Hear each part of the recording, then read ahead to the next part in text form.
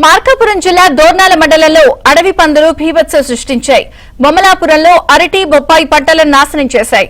2 ఎకరాల్లోని పంటను ధ్వంసం చేయడంతో రైతు ఎల్లయ్య లబోదిబోమన్నాడు. అధికారులు ఆదుకోవాలని కోరాడు.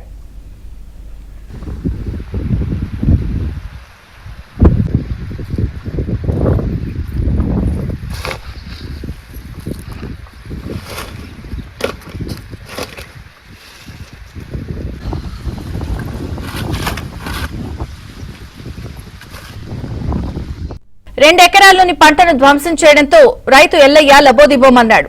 అధికారులు ఆదుకోవాలని కోరాడు.